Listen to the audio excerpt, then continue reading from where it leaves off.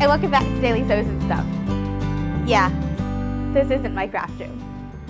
I'm here in the Daily Woodworks workshop to show you around because this drywall right here is the only drywall that's in this building. That way I can show you exactly what I'm talking about when I say studs and ceiling joists. That's what we're talking about today, studs and ceiling joists. Insert dad joke here about finding a stud. We are talking about why we need to care where the studs and ceiling joists are in our craft room and how to find them, and then why we're going to utilize them when it comes to mounting projectors. So if you follow me on Facebook or you saw the short that I put here on YouTube, you will see that I fully intended to do the Amazon and basic niche projector video this week. My 4-year-old decided I shouldn't. Not really. She wanted to be helpful and help press the dress I was making for her and put an iron down on my mat. And as I've said several times, the very most important thing that you need when you go to calibrate a new projector is a flat surface. My mat is no longer flat. So I have a new one coming, and instead we're going to talk about this, which actually fits in perfectly, because if you watch this video on studs and joists, then I won't have to go over it again in the Amazon projector video and again in the short throw projector video, and I can just link back to this one. So she may have done us a favor. Okay, so studs and joists. Let's get to it. By the way, I wrote a blog post to go with this video. You can find it at dailysewsandstuff.com. There's a link directly to this post in the description box. And my mom was like, wow, you were in a silly mood when you wrote this. So at least she found it entertaining. But it basically goes over the same things we're going to talk about today with maybe a few different details. You might find that helpful. I moved a few feet over to my right, and as you can see behind me, there's no more drywall. We just have the studs here going vertically. And then horizontally between them, we have these boards. Now, in a more modern home, this one was built in 51. That would be a 4x8 sheet of something, I think OSB. Here it is these horizontally running boards. Anyway, that's not important. The important part is these studs right here. So the studs are the vertical pieces of wood that are the frame of the house, the skeleton of the house. They make up the walls. And they are very, very structural, and they are strong, and they will hold the weight of something like a heavy mirror or, you know, a heavy projector. Most homes, most modern and relatively modern homes will have this structure of studs and ceiling joists to hold it up. Now, on the interior, the inside walls, the studs are going to be covered with drywall. Drywall is basically two pieces of paper with gypsum powder pressed between them. And it is pretty much as flimsy as that sounds. Here, let's take a little bit of a closer look. If you look right here at the corner of that drywall where it got attached to the studs, you can see this crushed edge over here. You can see how the paper got a little bent and the whole thing just sort of crunched and crumbled. It's fairly fragile stuff. I mean, it has good points. It's great for soundproofing. It's great for fireproofing. There's reasons that we use drywall, but it's not sturdy material.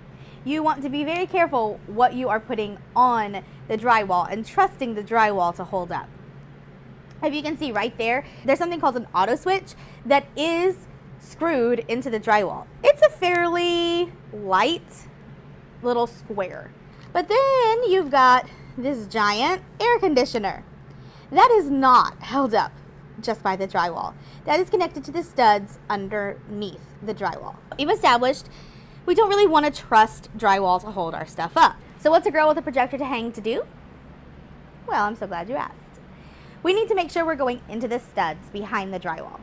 The drywall is just covering the studs. The studs are still there behind there, and the studs are going to be what will actually hold up your projector. If you're talking about an Amazon projector, maybe you can get away with using 4 drywall anchors, and we'll talk more about that in a little while. But if you're talking about something heavier like a short throw, you definitely need at least some of your screws into studs, and the more the merrier. As even in a Amazon projector, this is the more secure way to do it, is to use a stud or ceiling joist. Now, I keep saying or ceiling joist. Let's look at that. Ceiling joists are the studs of the ceiling, basically.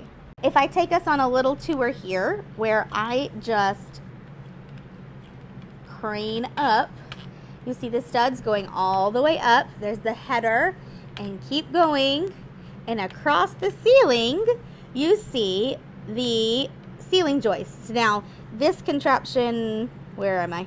This contraption here is connected to a ceiling joist. So you can sort of see that, and you can see the two on either end there.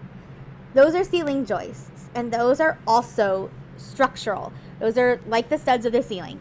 So while they're not necessarily interchangeable to someone who is building a house, for the purposes that we are talking about, they are interchangeable.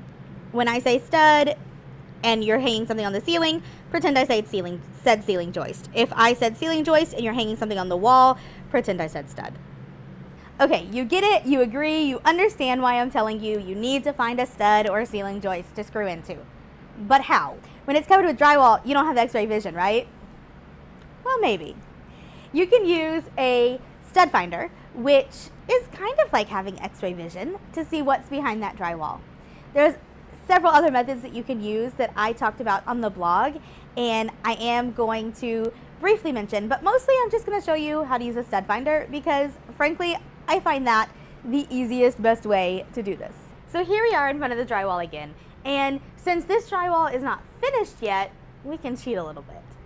So this drywall is screwed into the studs. All drywall will be. And that's why the magnet trick that I talked about on the blog works. Because this would get covered by, the joints would be covered with tape and joint compound, and all of the screws would get covered over with the joint compound and get sanded down and be a nice smooth surface, and then they would texture it and then they would paint it. There's a lot of stuff that goes into drywalling. I've done it and it's not fun. But since this is unfinished, we can see a little bit better what's going on. So this right here is my husband's favorite stud finder. It is made by Franklin Sensors. It's pricey, it's like 50 bucks. I'm gonna put a link to that in the description. It's an affiliate link, and if you buy it, then they kick back some money to me. Not a lot, but a little, and it's helpful, so thank you. I'll also put a link to just a general search of stud finders. Here's the thing. They're all different. They're all different price points. They all work differently. Read reviews and be wary of it being a little too cheap because it probably is. But what they do is they sense behind the wall. Now they all come with instructions. You can definitely read the ones that come with yours. This one says Pro Sensor operating instructions. Hold button down to turn on. Place on surface and move to find studs. LED lights indicate location of hidden objects such as studs, beams, or other objects. So it's important to note that this can't tell you whether you found a stud or a metal pipe. Some of the sensors will say that they can, some of them, it kind of depends. This one, it's fairly easy to tell because the lights will show you how wide the thing is, and so that makes it easier to tell if it's a 2x4 or something else. And as we saw earlier, it's the skinny edge, the 2 edge of the 2x4 that's pointing at you, okay? So, let's say, hold down button to turn on, place on surface, and slide it along. So right here, we got these 2 lights that lit up, and we know that's where our stud is because we can see this line of screws going down. And as we move it, the lights move too to show us where that stud is. Pretty cool, right? It's actually really, really easy to use. If you're only buying it to hang a projector, you probably don't want to spend $50. I wouldn't. But if you are going to be doing a lot of things, hanging a lot of things in your house, it might be worth the investment. We see that the studs are very evenly placed. They're generally on 16-inch centers if you live in the US. Some are 24 centers, some are just anarchy. You can't always count on that. But if you know where one stud is, theoretically you can find another.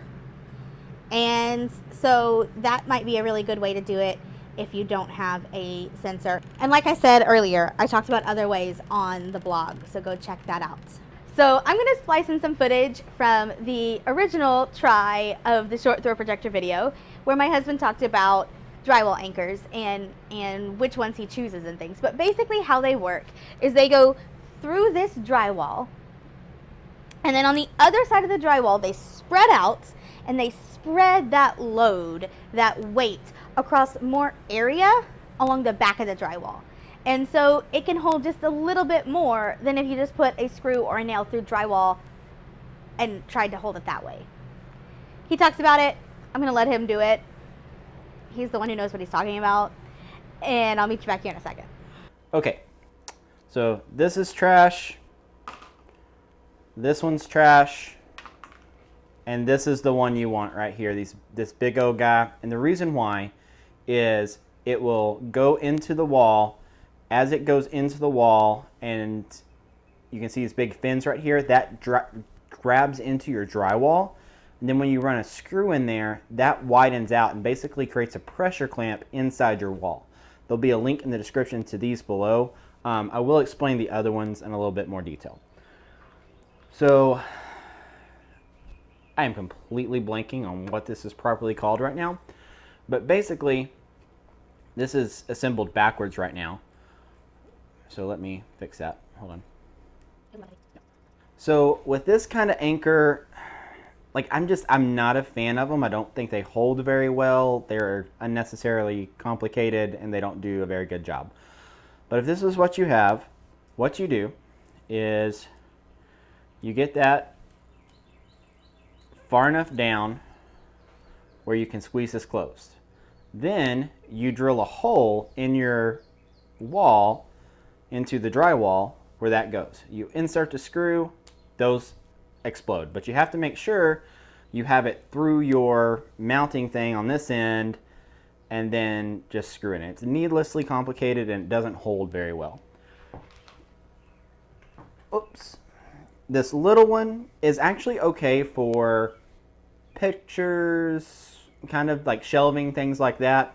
But with a projector, it's a lot of weight and it's out on a big lever. So you have a big lever pushing down. That's a lot of pulling power. It's going to pull that out from the wall. So these are okay for some uses, but for big heavy things that are going to weigh a lot, I think this thing's rated for like 30, 40, 50 pounds. It's just going to grab a lot better. So that's what you want to use if you're going into drywall. Well, friends, this was another weird one, but thanks for sticking with me. I promise this actually will make so much sense when we go to hang projectors in the next couple of videos. Lord willing and the creek don't rise. The next video I record is going to be the basic niche / Amazon projector video, and I will be able to screw it anywhere I want to in my ceiling because my ceiling has wood connecting the ceiling joists. So I don't have to worry about the drywall not being able to hold up my projector. But if that's not true for you and you have drywall, then you're definitely going to want to pay attention to this video when you go to hang your projector. And you're going to want to make sure that you are being safe with your projector and that you don't walk in to find it smashed to bits on the floor because the drywall couldn't quite hold it up. I hope you found this helpful and informative. Check out the blog, check out the links. Thank you so much for watching. If you haven't subscribed, do that, comment, share, all those things. I will link back to this video as we talk about hanging other things in the future. Bye. Okay, so watching my videos, subscribe, and comment. I'm here in the Daily Woodworks. What? I just moved a few feet over to my right. Yes. I don't have a mic on anymore. I'll throw this in near the end. But this is what I've been working on in addition to sewing projects. It's a corner cabinet for our dining room. It's all sanded now, just needs to be painted. Glass bought, put back together. You know, almost done.